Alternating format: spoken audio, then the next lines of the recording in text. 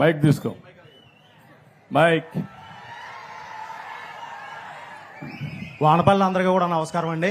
అలాగే గవర్నర్ ముఖ్యమంత్రి గారు, అలాగే మన ప్రెసిడెంట్ అయిన పల్లి భీమారావు గారు, ఎమ్మెల్యే అయిన సత్యానందరావు గారు, వైస్ ప్రెసిడెంట్ అయిన మన వీరేష్ గారు, అందరికీ కూడా నమస్కారం అండి.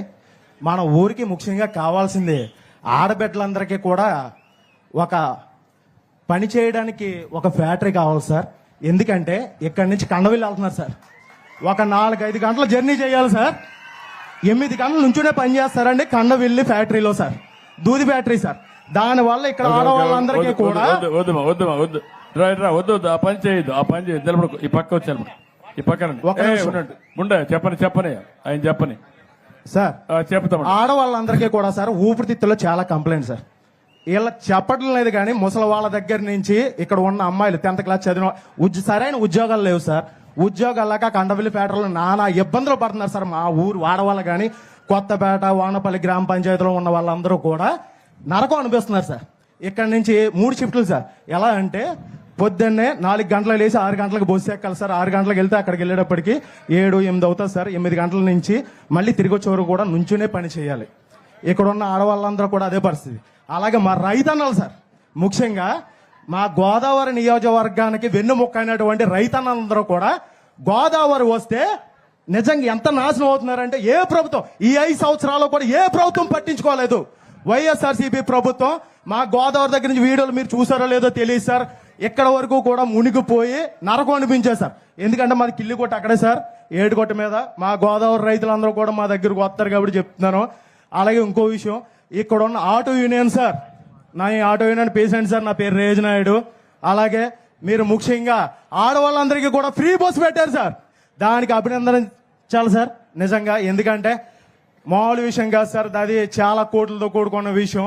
మా ఆడవాళ్ళ అక్క చెల్లెములు అందరూ కూడా చాలా బాగుండాలని మీరు ఈ పథకం పెట్టారు సార్. అలాగే మా ఆటో యూనియన్ దగ్గర ఒక 5 లక్షల మంది సార్ తూర్పుగోదావరి జిల్లాలో.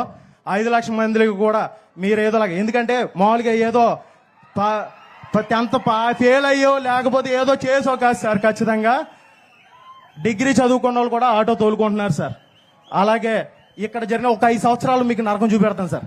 నిజంగా ఈ 5 సంవత్సరాలు నరకం చూపెడతాను సార్. 5 సంవత్సరాలు నరకం చూపించారు సార్. ఏమండి ఇక్కడ ఉన్న జనసేన కార్యకర్తలు కానీ, జనసేన అభిమానులు కానీ, తెలుగుదేశం కార్యకర్తలు కానీ, తెలుగుదేశం అభిమానులు కానీ మీరు చెప్పారు కదా సార్ అక్కడ ఎంతమంది మీద కేసులు ఉన్నాయని. ఇక్కడ ఉన్న వాళ్ళ దగ్గర యువత, కోపి యువత కానీ, బీసీ యువత కానీ, ఎస్సీ యువత కానీ, మొత్తం యువత అందరి మీద కూడా చాలా మంది కేసులు ఉన్నాయి సార్. అది గవర్నర్ సత్యానంద గారికి కానీ, అలాగే వీరేష్ గారికి కానీ అందరికీ తెలుసు సార్. అలాగే ఆ కేసుల దగ్గర నుంచి కూడా మీరు మా వాళ్ళందరినీ కూడా వినిపించాలని కోరుకుంటున్నాను సార్. ఇప్పుడు నేను అడిగిందని చెప్పను. ఒక సెకండ్, ఏం పెట్టాలో పార్క్ సార్. ఎందుకంటే మా పల్లలమ్మకు ఇంకో పేరు సార్, ప్రకృతి మాత అండి. ప్రకృతి మాత ఆవిడకి అక్కడ ఇదంతా కూడా పల్లలమ్మ గారికి కలెక్టర్ ఉండు హరీష్, నువ్వు ఉండు కాసేపు ఉండు, నువ్వు ఓపిక పట్టు. నాకు తెలిసి నాకు ఎట్లా హ్యాండిల్ చేయాలి నాకు తెలుసు, ఓపిక పట్టు.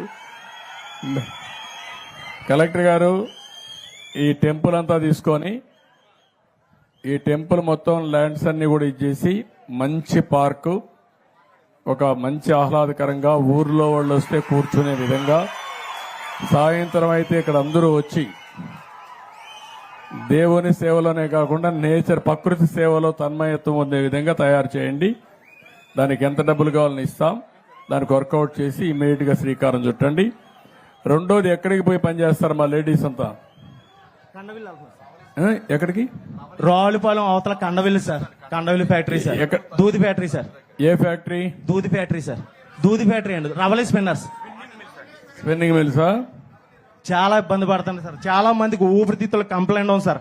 అలాగే వచ్చి కూర్చున్నారే కానీ అందరికీ దగ్గు, ఆయాసం చాలా ఉంది సార్. ఇప్పుడు వాళ్ళందరికీ మనం ఏం చేయగలుగుతాం, ఒక యాక్షన్ ప్లాన్ తయారు చేస్తే ఈ ఊర్లో ఉండే ఆడవాళ్ళందరికీ ఇక్కడనే ఉపాధి కల్పించేదానికి ఏం చేయగలుగుతామో దాన్ని కూడా వర్కౌట్ చేద్దాం. అది కూడా చేసి ఇది ముందుకు తీసుకెళ్దాం. రెండోది, ఆర్టీసీ డ్రైవర్లు కూడా ఆదుకుంటాం తమ్ముడు. మా ఆడబిడ్డలకి, ఆర్టీసీ కాదు ఆటో డ్రైవర్లను ఆదుకుంటాం. ఆడబిడ్డలకి ఉచిత బస్సు సౌకర్యం ఇచ్చినప్పుడు ఏదైతే ఆటో డ్రైవర్లు ఉన్నారో మీరు కూడా చదువుకుని ఉన్నారు, మొన్న మీరు కూడా మాకే ఓట్లు వేశారు. మిమ్మల్ని కూడా ఎట్లా ఆదుకోవాలని ఆదుకోవడం కోసం ప్రయత్నం చేస్తున్నా. తప్పకుండా మీకు న్యాయం చేస్తానని హామీ ఇస్తున్నా. ఒక ఆటో ఏం చదువుకున్నావు? ఏం చదువుకున్నావు? నాది ఇంటర్ అయింది సార్, ఆటో సార్, నాది auto union leader sir. Auto union leader. But inter ఏంది, సామాజిక స్పృహ ఉంది. అంటే 10 మందికి ఏదో మంచి జరగాలని తాపత్రయం ఉంది. 3 సూచనలు ఇచ్చాడు. 3 కూడా అందరూ వద్దు వద్దు అంటున్నారు. మా హరీష్ అయితే చాలు చాలు అంటున్నాడు. చాలు చాలు కాదయా, నీకు ఓపిక ఉండాలా, హ్యూమన్ యాంగిల్ ఉండాలా, మీరందరూ లీడర్లు మారాలా, మారి ప్రజలతో మమేకం కావాలి. 5 నిమిషాలు లేట్ అయితే కొంపలేం కూలిపోగాని ప్రజలు చెప్పింది విని ఆ సమస్యను పరిష్కారం చేసే దిశగా మీరు పనిచేయాలి, అడ్మినిస్ట్రేషన్ పనిచేయాలి. మీరే కాకుండా నీ ఆటో ఏంటి తమ్ముడు? ఇప్పుడు నీ ఆటో డీజిల్ ఆటోనా లేదా పెట్రోలా? Diesel auto sir. ఇప్పుడు ఏ రోడ్లు? అన్ని మంచి రోడ్లేననివి? లేదు సార్, ఎక్కడికక్కడ గోతుకులు మీకు తెలియదేమో సార్. మా అన్ని గోతులు. సత్యనందర గారిని అడగండి సార్. ఇప్పుడు నీ దగ్గర నేను హాస్పిటల్ తీసుకెళ్ళకుండా డెలివరీ అయిపోయింది సార్. ఎలక్ట్రికల్ ఆటో ఇప్పిస్తే నువ్వు దాంతో తక్కువ ఇది చేసుకోగలుగుతావా? పోతుంది ఇప్పుడు అంటే గోతులు ఎక్కువ ఉంటే? గోతులు ఎక్కువ ఉంటే ప్రాబ్లమ్స్ ఎక్కువ వస్తాయి సార్. ఎలక్ట్రిక్ ఆటో ఇది అయిపోయి మళ్ళా నీతో మాట్లాడతాను, నీకేం చేయాలో చూస్తాను. ఓకే, నీతి నిజాయితీ సంతోషం.